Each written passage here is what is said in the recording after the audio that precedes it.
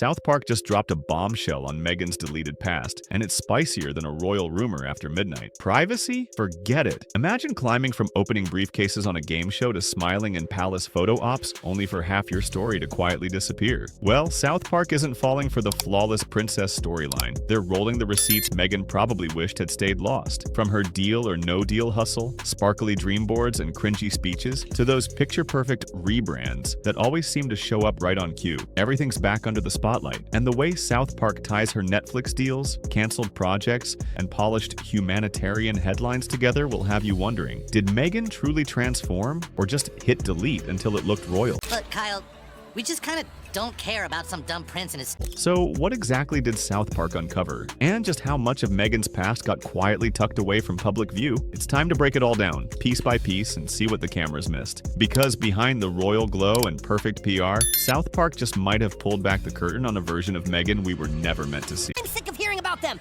but I can't get away from them! They're everywhere! In my Before Meghan was crying on Netflix and turning authenticity into her personal brand, there was another chapter, the one South Park decided to dig up in the most chaotic way possible. It didn't begin with a royal wedding or that Oprah tell-all. It kicked off in true South Park fashion, dead of night. Cartman storming into Stan's room with a plastic tiara on his head, shouting that he'd uncovered Meghan Markle's deleted past. He whipped out a dusty VHS labeled Royal Highness, Take One, and slammed it into the VCR. Suddenly on screen, a young Meghan popped up wearing a Burger King crown, bossing her friends around and demanding they call her Queen Meggles. Cartman declared it was the origin story of a grifter, setting the stage for pure, unfiltered chaos to come. I went online to see what was new with Uncle Harry and Auntie Meghan, and I couldn't find a thing. I would have thought she'd have at least popped up in a tampon commercial by now. Pretty soon, the whole South Park crew jumped in. Cartman, Kyle, Kenny, and Butters turned into half-baked detectives, digging through Meghan's so-called deleted past like it was a true crime case. Kenny found an old childhood blog post where 11-year-old Meghan promised she'd make her school proud once she became rich and famous. Kyle blinked, totally confused, asking, who makes PR promises before puberty? From there, chaos took over. Cartman pulled out her deal or no deal clips and made everyone yell, Duchess! Every time she appeared on screen with a briefcase. Between bursts of laughter, Kenny dubbed it a briefcase to broadcast, while Butters snorted, deal or no, Duchess. But then the jokes turned into a pattern. The more they dug, the clearer it got. Meghan didn't just stumble into royalty. There were yachts, vision boards, charity photo ops under golden lighting, and endless red carpets. Every move looking like a perfectly staged climb straight to the crown. Canadians are finding it hard to go on. All Canadians, that is, except for our first guest, the Prince and his wife.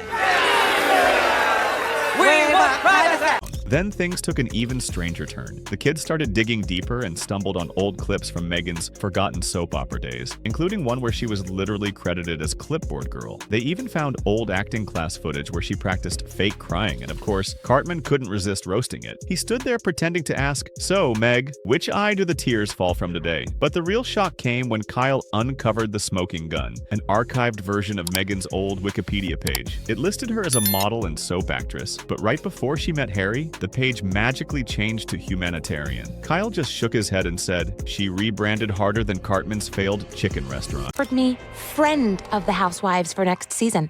Oh shit! They Vicky Gunvalsoned you! How do you even know who...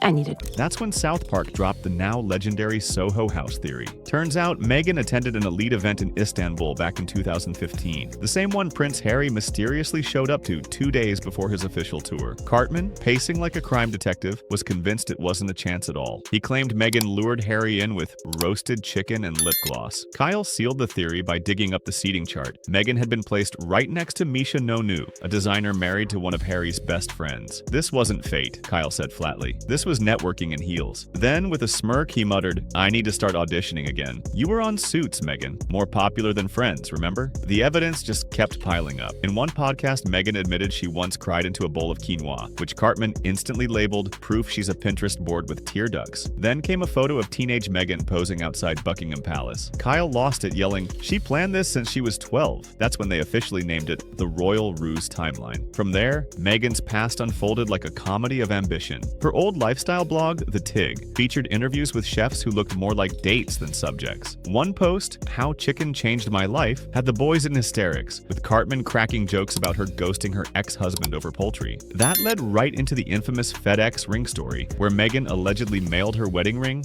back to her first husband. Butters teared up while Cartman rolled on the floor laughing, shouting, "She prime shipped her marriage like a broken NutriBullet." I love you and I'm willing to do whatever I need to do in order to be with you, Meghan. Well, I think it's important we do this ourselves, Harry, and not live off your family. I agree.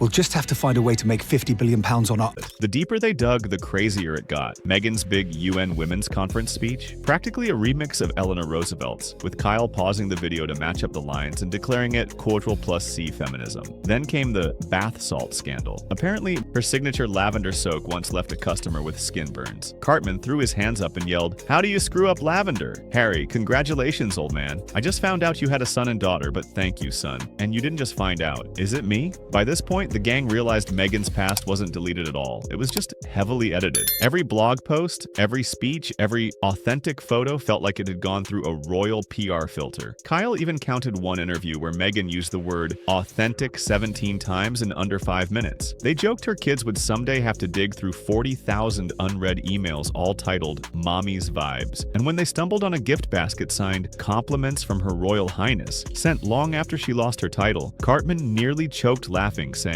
"That's like me signing my text Eric of Snacklandia." I'm totally like, you should write a book because your family like stupid, and then so like. In the end, the boys finally connected every dot. Meghan's rise wasn't some lucky twist of fate, it was a full-blown masterclass in rebranding. From game show model to Duchess, every tear, every speech, every halo-lit humanitarian moment felt engineered. That's when Cartman proudly announced his next big project, a docuseries called The Duchess Downloaded, swearing the royal crown had always been a part of the code. As the episode closed, the gang agreed Meghan's deleted past wasn't erased at all, just carefully airbrushed into a picture-perfect storyline. Cartman hyped up more episodes, Kenny muttered something about a briefcase to broadcast, and Butters still couldn't stop feeling sorry about the FedEx ring story. South Park signed off the only way it knows how, leaving everyone laughing, cringing, and realizing that in the world of fame and image, no level of ambition is ever too wild to parody.